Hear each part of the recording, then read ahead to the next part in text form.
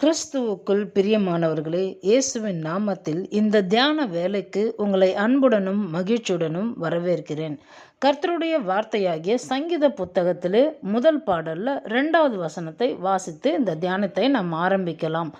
கர்த்தருடைய வேதத்தில் பிரியமாயிருந்து இரவும் பகலும் அவருடைய வேதத்தில் தியானமாயிருக்கிற மனுஷன் பாக்கியவான். இன்னைக்கு இந்த வசனத்தில் சொல்லப்படுற இந்த வார்த்தை பாருங்க, கர்த்தருடைய வேதத்தில் பிரியமாயிரு. இதை தான் நம்ம இன்னைக்கு தியானிக்க போகிறோம். இதுதான் பிரசங்கத்தோட தலைப்பு. கர்த்தருடைய வேதத்தில் பிரியமாயிரு அப்படின்னா என்ன அர்த்தம்? இயேசுவை நேசின்னு அர்த்தம். கர்த்தருடைய வேதம்னா என்னது? ஆண்டவராகிய இயேசு கிறிஸ்து தான் தேவனுடைய வார்த்தைங்கிறத நம்ம பார்க்குறோம்.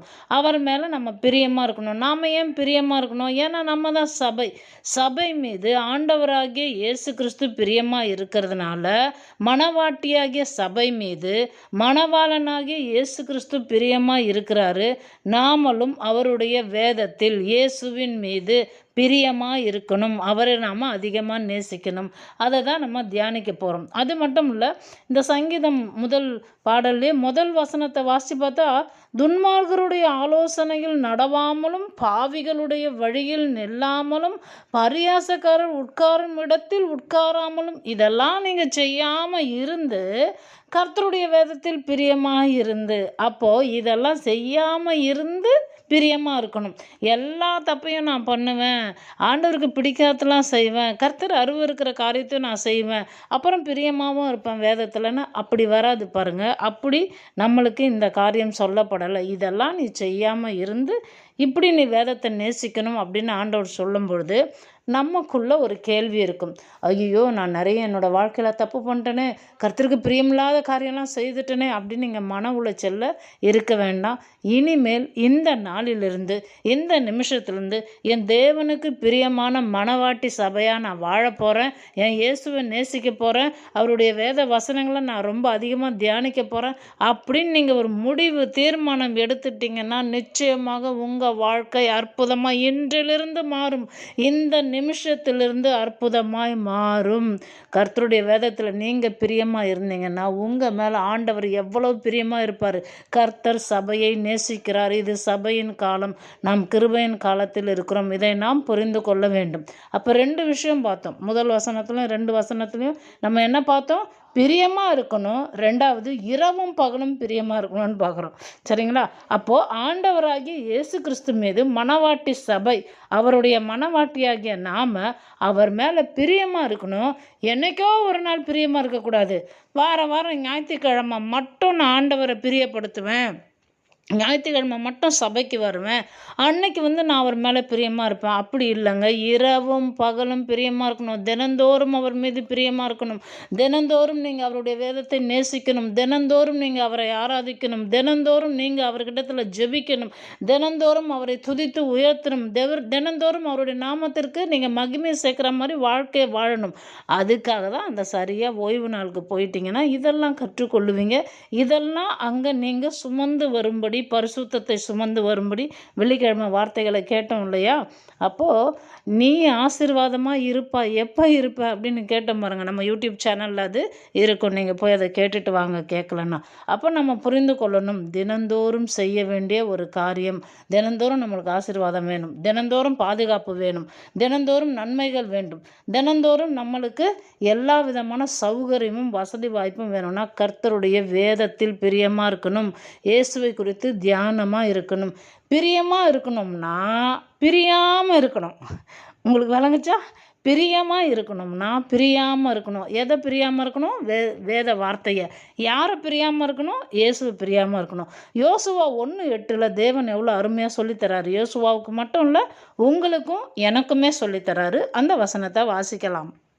இந்த நியாய பிரமாண புஸ்தகம் உன் வாயை விட்டு பிரியாது இருப்பதாக. பாருங்களேன், வாயை விட்டு பிரியாது இருக்குன்னா எப்போ பார் தொண்ணு இதையே பேசிக்கிட்டு இருக்கிறதா அந்த அர்த்தம் இல்லை. நாம் எப்பொழுதும் வாயை திறக்கும்போது வேத வசனங்கள் வரணும். கர்த்தர் நமக்கு கற்றுக் கொடுத்த காரியங்கள், வாக்குத்தத்தங்கள். இந்த வருஷம் ஆண்டவர் எனக்கு 2025 சொல்லியிருக்கிறாரு, தேசத்தில் நீங்கள் அதிகாரியாக வாழ்வீர்கள், நான் ஒவ்வொரு நாளும் அதிகாரம் செலுத்துகிற வாழ்க்கையை நான் கொடுத்துருக்கிறாரு. அப்படி நம்ம அறிக்கை செய்கிறோமா?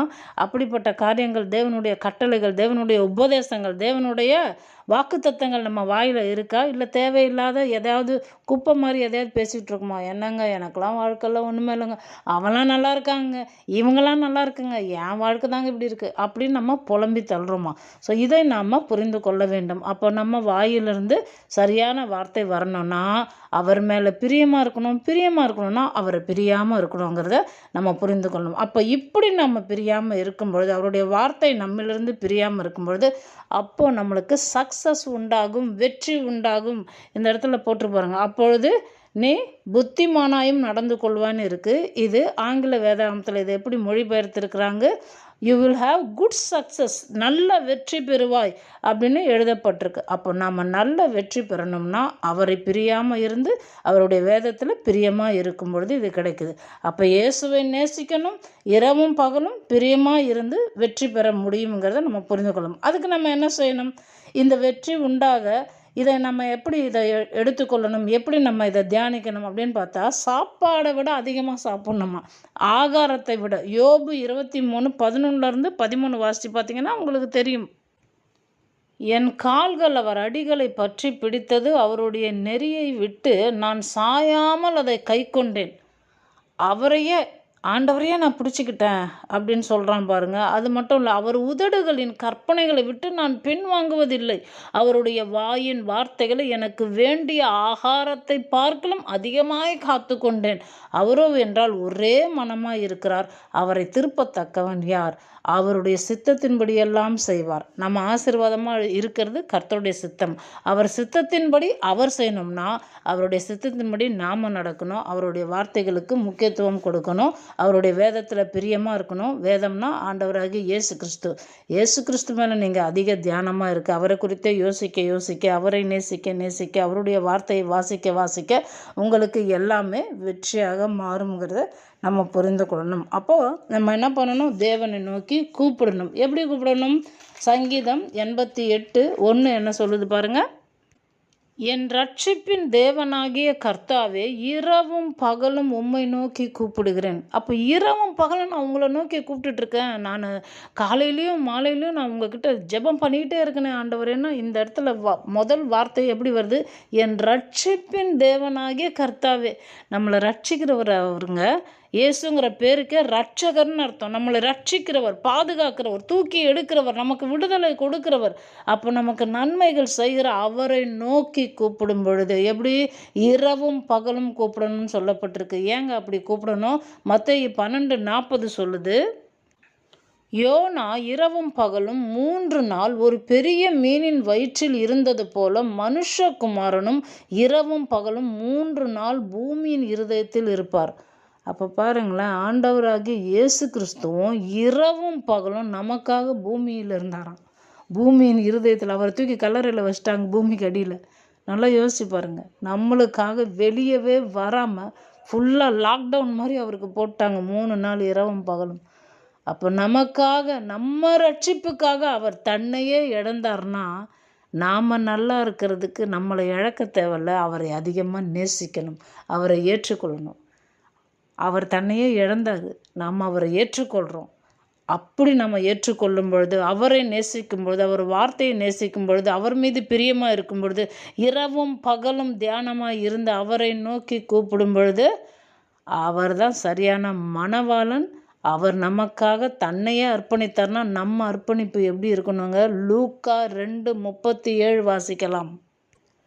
ஏறக்குறைய 84 வயதுள்ள அந்த விதவை தேவாலயத்தை விட்டு நீங்காமல் இரவும் பகலும் உபவாசித்து ஜெபம் பண்ணி ஆராதனை செய்து கொண்டிருந்தாள்.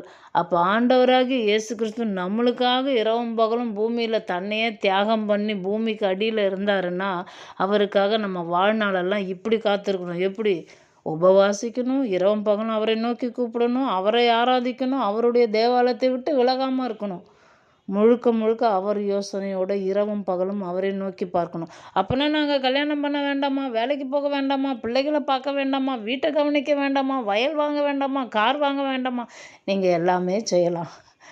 கல்யாணம் பண்ணிக்கலாம், பிள்ளைகளை பெற்றெடுக்கலாம், நல்ல பிஸ்னஸ் பண்ணலாம், நல்ல பெரிய கம்பெனிகள் கட்டலாம், நிறைய ஹாஸ்பிட்டல் கட்டலாம். நீங்கள் என்ன வேணாலும் செய்யலாங்க. கர்த்தருடைய நாமத்தை மகிமைப்படுத்துகிற எதையும் நீங்கள் செய்யலாம். அதை செய்து கொண்டு அவரை தியானிக்க முடியும். இரவும் பகலும் நீங்கள் அவரை தியானிக்க முடியும். சமைக்கும் பொழுதே நீங்கள் சொல்லலாமே, இந்த சாப்பாடு ஆண்டவர் எனக்கு கொடுத்தாரு. கிச்சனில் நின்றுக்கிட்டு சொல்லுங்கள், உன் மாப்பி செய்கிற தொட்டியும் எண்ணெயும் ஆசீர்வதிக்கப்பட்டிருக்குன்னு ஆண்டவர் சொல்லியிருக்கிறாரு. என் கூடையில் மாவு குறையாது, என் பாட்டிலில் எண்ணெய் குறையாது. ஏன்னா ஆண்டவர் இதெல்லாம் ஆசீர்வதிச்சிருக்கிறாரு. உபாகம் 28 சொல்லப்பட்டிருக்கு. என் வீடு, என் போக்கு வரவு ஆசீர்வதிக்கப்பட்டிருக்குது. என் மெயின் கேட்டு மேலே நான் கையை வச்சு ஜெபிச்சேன்னா என்னுடைய வீடு ஆசீர்வதிக்கப்பட்ட வீடாக மாறும். இதுக்குள்ளே எந்த ஒரு தீமைக்கு இடமில்லை அப்படின்னு நீங்கள் சொல்ல சொல்ல அவரை நோக்கி கூப்பிட அவரோடு கூட தியானமாக இருக்க என்ன ஆகுது? உங்கள் வாழ்க்கை மாறுகிறது, வெற்றியுள்ள வாழ்வாக மாறுங்கிறத நீங்கள் புரிந்து கொள்ள வேண்டும். இதே லூக்கா புஸ்தகத்தில் 18வது அதிகாரத்தில் 7வது வசனம் பாருங்கள். அந்தபடியே தேவன் தம்மை நோக்கி இரவும் பகலும் கூப்பிடுகிறவர்களாக தம்மால் தெரிந்து கொள்ளப்பட்டவர்களின் விஷயத்தில் நீடிய பொறுமையுள்ளவராய் இருந்து அவர்களுக்கு நியாயம் செய்யாமல் இருப்பாரா? உங்களுக்கு என்ன காரியத்துக்கெல்லாம் நீங்கள் இத்தனை வருஷம், இத்தனை நாள், இத்தனை மாதங்கள் ஜெபிச்சுக்கிட்டு இருக்கிறீங்க, இந்த விஷயம்லாம் எனக்கு நடக்கலையே, இந்த காரியம் எனக்கு இன்னும் வாய்க்கலையே, இது ஏன் எனக்கு இன்னும் தள்ளி போயிட்டு இருக்கு, இது ஏன் எனக்கு இன்னும் லேட் ஆகிட்டே இருக்குது, எத்தனை நாளைக்கு நான் இன்னும் காத்திருக்கணும், எத்தனை வருஷம்தான் காத்திருக்கணும், எனக்கு ரொம்ப கஷ்டமாக இருக்கேன்னு யோசிச்சிங்கன்னா அவர் நியாயம் செய்யாமல் இருப்பாரான்னு யோசிச்சு பாருங்கள். உங்களுக்காக ஜீவனையே கொடுத்தாரு, தன்னையே கொடுத்தாரு. உங்களோட காரியங்கள்லாம் பெருசா? பிதாவாகிய தேவன் தம்முடைய ஒரே பேரான பிரியமுள்ள இயேசு கிறிஸ்துவையே உங்களுக்காக கொடுத்து விட்டால் மற்றவற்றை உங்களுக்கு அருளாதிருப்பது எப்படின்னு வேத வசனம் நம்மளுக்கு சொல்லுது. அப்போ கட்டாயமாக உங்களுக்கு நியாயம் செய்வார். ஏன்னா நீங்கள் இரவும் பகலும் அவரை நோக்கி கூப்பிடுறீங்க. ஏன்னா தேவாலயத்தை விட்டு நீங்காமல் இருக்கிறீங்க, அவரையே தொடர்ந்து ஆராதிக்கிறீங்க. தினந்தோறும் நீங்கள் என்ன பண்ணுறீங்க? அவருக்காக அவரை உயர்த்தும்படி இரவும் பகலும் அவரை நோக்கி கூப்பிட்டு உபவாசமாக இருக்கிறீங்க. அவர் மீது ரொம்ப பிரியாமல் இருக்கிறீங்க. இதெல்லாம் நீங்கள் செய்யும்பொழுது அவர் நியாயம் செய்யாமல் இருப்பாரா? அப்போ இரவும் பகலும் என்னங்க ரொம்ப ரொம்ப முக்கியம். இரவும் பகலுங்கிறது ரொம்ப முக்கியம். சும்மா சில பேர்லாம் என்றைக்கோ ஒரு நாளைக்கு, வருஷத்தில் ஒரு நாள் கிறிஸ்மஸ் நியூ இயருக்காக சபைக்கு வருவாங்க. சும்மா வந்து ஹாய் சொல்லிட்டு போகலாம் ஜீசஸ்க்கு, சும்மா நம்ம போட்டுக்கிற புது ட்ரெஸ்ஸை எல்லாரும் பார்க்கட்டும், அப்படி வந்துட்டு போகிறாங்க. அப்படி இல்லை, இரவும் பகலும் அனுதினமும் தேவன் மீது நீங்கள் பிரியமாக இருந்து அவரை பிரியாது இருக்கும் பொழுது உங்கள் வாழ்வு வெற்றியுள்ள வாழ்வாக நீங்கள் ஆண்டவராகிய இயேசு கிறிஸ்துவின் அற்புதமான மணவாட்டி சபையாக மாற முடியுங்கிறத நீங்கள் புரிந்து கொள்ளணும். 1 சாமுவேல் புஸ்தகம் 28:20 வாசிக்கலாம். அந்த க்ஷணமே சவுல் நெடிதாங்கிடையாய் தரையிலே விழுந்து சாமுவேலின் வார்த்தைகளினாலே மிகவும் பயப்பட்டான். அவன் ராப்பகல் முழுதும் ஒன்றும் சாப்பிடாதிருந்தபடியினால் அவன் பலவீனமாயிருந்தான். இங்கே ஒரே ஒரு காரியத்தை தான், நம்ம சவுலை பற்றியோ சாமுவேலை பற்றியோ படிக்கலை. ஒரு காரியத்தை நம்ம விளங்கி கொள்ளணும். சாப்பாடு எவ்வளோ முக்கியம். சாப்பிடலன்னா அவன் மகா பெரிய சவுல் ராஜாவாகவே இருந்தாலும், சாமுவேல் கையால் அபிஷேகம் பண்ணப்பட்டவனாக இருந்தாலும், அவன் சாப்பிடலைன்னா அவன் பலவீனமாக இருந்தான். அப்போது சாப்பிடலைன்னா நம்ம பலவீனம் அடைகிறோங்கிறது புரிஞ்சுக்கொள்ளணும். சாப்பாடு நம்மளை திருப்தியாக்கி கொஞ்சம் பலத்தோடு நம்மளை நடக்க வைக்கிது. அதே போல தான் ஆண்டவருடைய வார்த்தையை நம்ம சாப்பிடணும். இந்த மன்னாங்கிறத குறித்து வேதத்தில் சொல்லப்பட்டிருக்கு, உங்களுக்கு நல்லாவே தெரியும். யாத்திராகம் 16:21 வாசித்து பார்த்தீங்கன்னா, அதை விடியற் காலந்தோறும் அவரவர் புசிக்கும் அளவுக்கு தக்கதாக சேர்த்தார்கள். வெயில் ஏற ஏற அது உருகி போகும். அப்போது அந்த மண்ணாங்கிறத காலையிலே போய் கலெக்ட் பண்ணிடணும். ஆண்டவர் வானத்திலேருந்து அதை பொழிவார். தினந்தோறும் அவங்களுடைய கூடாரத்தின் வாசல்களில் அது பொழிந்து கிடக்கும். அவங்களுக்கு டோர் டெலிவரி செஞ்சார் சாப்பிட்றதுக்கு. அவங்க அதை எடுத்து சாப்பிடணும். அவங்க சாப்பிட்றதுக்கு அவங்க காலையிலேயே போய் அதை கலெக்ட் பண்ணிடணும். நல்லா புரிந்து கொள்ளுங்கள். வெயில் அதிகமாக ஏறிடுச்சுன்னா அது ரொம்ப உருகி போய் அவங்களுக்கு பிரயோஜனம் இல்லாமல் போகும். அதனால் காலையிலேயே அவங்க சாப்பாட்டுக்கு வேண்டியதை போய் கலெக்ட் பண்ணி எடுத்துடணும். நாமும் அதிகாலையில் ஆண்டவரை தேடும் பொழுது அவரை கண்டடைவோம். அவருடைய புதிய புதிய கிருபைகளை நாம் பெற்றுக்கொள்வோம். அப்போ மன்னாங்கிறது கர்த்தருடைய வார்த்தைக்கு நிகரான ஒரு சொல்லாக இருக்கிறது. வேத வசனத்தில், கர்த்தருடைய வேதத்தில் நம்ம பிரியமாக இருந்து அதை கலெக்ட் பண்ணணும். மன்னா தினந்தோறும் ஆண்டவர் பொழிந்தார், ஒரு நாள் கூட தவறாமல் பொழிந்தார், நிறுத்தாமல் 40 வருஷம் அளவுக்கும் பொழிந்தார். ஏன்னா ஆண்டவர் ஒரு விஷயத்த சொல்ல விரும்புகிறாரு, செய்ய விரும்புகிறாரு. உன்னை தினந்தோறும் என்னால் போஷிக்க முடியுங்கிறத காண்பிச்சார். 7வது நாள் மட்டும் பொழியாது. ஏன்னா அவங்க போய் சர்ச்சில் உட்காந்து கர்த்தருடைய வார்த்தையை கேட்கணும். இன்றைக்கும் கர்த்தருடைய வார்த்தை தினந்தோறும் பொழிந்தருளப்படுகிறது. இன்றைக்கும் உங்களை நோக்கி புறப்பட்டு வந்து கொண்டிருக்கிறது. அவர் தம்முடைய வார்த்தையை தம்முடைய ஊழியக்காரர்களிடத்தில் கொண்டு உங்களிடத்துல வந்து சேர்க்கும்படிக்கு சொல்லி கொண்டு இருக்கிறாரு. நீங்கள் அவங்கவுங்க சபைக்கு போகிறீங்க, அதை மிஸ் பண்ணாதீங்க. காலை நேர தியானம் ரொம்ப ரொம்ப முக்கியம். சபைக்கு போகிறது முக்கியம். வெயில் ஏற ஏற எப்படி மண்ணா உரிகிறதோ, நீங்கள் ஆண்டவருடைய வார்த்தையை காலையிலே எடுத்து படிக்கலைன்னா, அதை தியானிக்கலைன்னா, ஆண்டவருடைய வார்த்தையை பிரசங்கங்களை உட்காந்து கேட்கலன்னா என்ன நடக்கும் தெரியுங்களா? வெயிலுங்கிறது எதை காமிக்குது? சூடு, அதாவது பிரச்சனைகள் அதிகமாக அதிகமாக அதிகமாக கையிலேயே பைபிள் இருந்தாலும், உங்கள் வீட்டுக்குள்ளே 10-15 பைபிள் இருந்தாலும், நீங்கள் அதை பொறுக்கி எடுத்தீங்களா? நீங்கள் அதை உங்கள் இருதயத்தில் ஏற்றுக்கொள்ளீங்களா? செவி வழியாக கேட்டு அதை நீங்கள் ஏற்றுக்கொண்டீங்களா? அதுபடி நடக்கிறீங்களா? கர்த்தருடைய வார்த்தைக்கு செவி கொடுத்தீங்களா? கொட்டி கிடக்கு, ஆனால் நீங்கள் எடுத்தீங்களா? மண்ணாவே இருந்தாலும் இவங்க எடுக்காமல் விட்டுட்டா அது அங்கே தான் ஆண்டவர் டோர் டெலிவரி பண்ணுறாரு, ஆனால் அது வேஸ்ட்டாக போயிடும். அதே போல் தான் நாம் சாப்பிடலைன்னா பலவீனமாகிடுவோம். அப்போ ஆவிக்குரிய சாப்பாடு இந்த மன்னா, உண்மையான மன்னா, மெய்யான மன்னா, இயேசு கிறிஸ்து ஜீவ அப்பம். அவர் தான் வார்த்தை, வார்த்தை தான் அவர். Jesus is a living word, Bible is a written God. அப்போது ஆண்டவருடைய வேத வசனம் எழுதப்பட்ட கடவுளாக இருக்கிறது. ஆண்டவராகிய இயேசு கிறிஸ்து நடமாடும் தேவனுடைய உயிருள்ள ஜீவ வார்த்தையாக இருக்கிறாருங்கிறத நம்ம புரிந்து கொள்ளணும். அப்போ இதை நம்ம திருப்தியாக சாப்பிடலைன்னா ஒரு நாள் இல்லை, ஒரு நபருக்கு இல்லை, 1.5 கிலோ அவர் பொழிஞ்சாராம் பாருங்கள். அந்த ஒரு நாளைக்கு ஒரு நபருக்கு 1.5 கிலோ அளவுக்கு அவங்க எடுக்கிறாங்க. அட்லீஸ்ட் நம்ம ஒரு நாளைக்கு 3 சாப்டராவது வாசிக்கணும், 3 அதிகாரங்களாவது ஒரு நாளைக்கு நம்ம வாசிக்கணும். அதை நம்ம செய்கிறோமா? கொஞ்சம் யோசிச்சு பாருங்கள். நிறைய வாசிக்கிறது ரொம்ப நல்லது.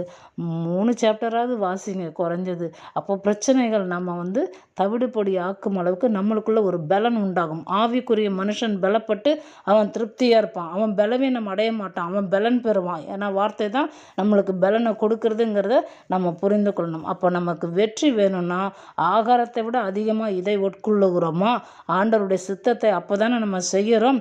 அப்போ ரட்சிக்கிறவரை நோக்கி நம்ம இரவும் பகலும் உபவாசித்து அவரை நோக்கி கூப்பிடுறோமா? அவர் நமக்காக பூமியில் வைக்கப்பட்டாரே, அவர் மனுஷ குமாரனாய் வந்து மரித்தாரே, நாம் மணவாட்டி சபையா அவருக்காக அவர் சபையை விட்டு விலகாமல் இருந்து இரவும் பகலும் அவரை நோக்கி கூப்பிட்டு அவருக்கு ஆராதனை செய்கிறோமா? அப்படி செய்யும் பொழுது நம்முடைய காரியங்களை அவர் நிச்சயமாக விசாரிக்கிறவராக இருக்கிறாருங்கிறத நம்ம புரிந்து கொள்ளணும். அப்போது நம்ம என்ன பண்ணணும்? இந்த இப்போ போதனையோட கன்க்ளூஷன் என்ன பண்ணணும்? கர்த்தருடைய வேதத்தில் பிரியமாக இருந்துன்னா நான் என்ன பண்ணணும்? சங்கீதம் 40:8 சொல்லியிருக்கிற மாதிரி, என் தேவனே உமக்கு பிரியமானதை செய்ய விரும்புகிறேன், உமது நியாய பிரமாணம் என் உள்ளத்திற்குள் இருக்கிறது என்று சொன்னேன். தினந்தோறும் சொல்கிறீங்களா? தேவனே உமக்கு பிரியமானது செய்ய விரும்புகிறேன். தினந்தோறும் அறிக்கை செய்கிறீங்களா? விசுவாச அறிக்கை தினந்தோறும் செய்கிறீங்களா? பிரியமானது செய்ய விரும்புகிறேன் டெய்லியும் சொல்லி பாருங்களேன். பிரியமானதை செய்ய வைப்பார் அவர். நீங்கள் அவர்கிட்ட சொல்லணும், டெய்லியும் விசுவாசத்தோடு அறிக்கை செய்யணும். நீங்கள் சொல்லாமல் எனக்கெல்லாம் இதெல்லாம் முடியலைங்க, அது முடியலைங்கன்னு சொல்லிகிட்டு இருக்கக்கூடாது. பிரியமானது செய்ய விரும்புகிறேன்னு சொல்லணும். சங்கீதம் 104:34 சொல்லுது, நான் அவரை தியானிக்கும் தியானம் இனிதாக இருக்கும், நான் கர்த்தருக்குள் மகிழ்வேன். அப்போது நம்ம கர்த்தரோட கசப்பு வச்சுக்கக்கூடாது. எப்போவுமே கர்த்தரை நினச்சா எனக்கு மட்டும் ஆண்டவர் எதுவுமே செய்ய மாட்டார், அந்த அக்காவுக்கு செய்கிறாரு, இந்த அண்ணனுக்கு செய்கிறாரு, அந்த அங்கிளுக்கு செய்கிறாரு, இந்த ஆண்டிக்கு செய்கிறாரு, இந்த பிள்ளைக்கு செய்கிறாரு. உங்கள் மேலே அவர் ரொம்ப பிரியமாக இருக்காருங்க. உங்களுக்காக 3 நாள் எதுவுமே பண்ணாமல் கட்டி போட்ட மாதிரி பிணமாக கிடந்தாருங்க. உங்கள் மேலே எவ்வளோ பிரியங்கிறத கொஞ்சம் யோசிச்சு பாருங்கள். கல்வாரி சிலுவையை கொஞ்சம் உங்கள் மனதில் அந்த காட்சியை கொண்டு வாங்க, சரிங்களா? அவர் மேலே எந்த கசப்பும் உங்களுக்கு வேண்டாம். அவரை அதிகமாக நேசிங்க. அவர் உங்களுக்காக தன்னையே கொடுத்தார். சங்கீதம் 112:1 சொல்லியிருக்கு, அல்லேலூயா, கர்த்தருக்கு பயந்து அவருடைய கட்டளைகளில் மிகவும் பிரியமாக இருக்கிற மனுஷன் பாக்கியவான்.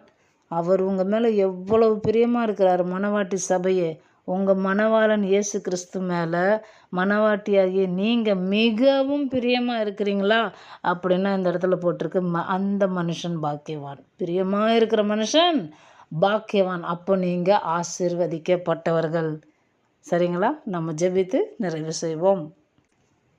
அன்பும் இரக்கமுள்ள நல்ல பிதாவே, இயேசுவின் நாமத்தினாலே முடத்தில் வருகிறோம். இந்த வேலையில் எங்களை தாழ்த்துகிறோம், ஒப்பு கொடுக்கிறோம். தெய்வீக தயவுக்காக நன்றி செலுத்துகிறோம். நன்றி கர்த்தாவே, நன்றி. சர்வ வல்லமுள்ள ராஜா, எங்கள் மத்தியிலே உலாவுகிறீர். உமக்கு கோடி கோடி ஸ்தோத்திரங்களை ஏறெடுக்கிறோம். இதோ இப்பொழுதும் இதை கேட்டு கொண்டிருக்கிற யூடியூப் வழியாக ஆண்டவரே, இதை தியானித்து கொண்டிருக்கிற ஒவ்வொரு பிள்ளைகளையும் அவர்கள் குடும்பங்களையும் உடைய கரங்களில் ஒப்புடுக்கிறேன்.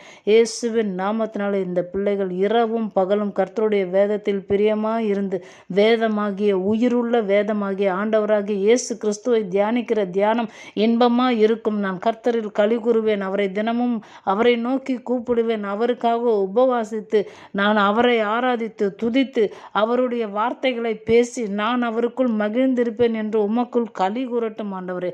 அப்படி ஆண்டவரே, இந்த பிள்ளைகள் ஒவ்வொரு நாளும் உம்மை துதிக்கும் பொழுது, உமக்காக பிரியமாய் வாழும் பொழுது, தன்னை அர்ப்பணிக்கும் பொழுது, இரவும் பகலும் உம்மை நோக்கி கூப்பிடும் பொழுது, எல்லாவற்றிலும் கையின் பிரயாசங்கள் ஒவ்வொன்றிலும் வெற்றியும் வாழும் ஜெயமும் பெற்று தேவனுடைய விலையேறப்பெற்ற சாட்சிகளாய் இவர்கள் மாறும்படிக்கு நீரே உதவி செய்வீர் என்பதை இந்த வேளையிலே இவர்கள் மீது அறிக்கை செய்கிறேன். விசுவாசத்தோடு இயேசுவின் நாமத்தினாலே இவர்களை உம்முடைய கரங்களிலே ஒப்பு கொடுத்து ஆசீர்வதிக்கிறேன் பிதாவே. ஆமேன்.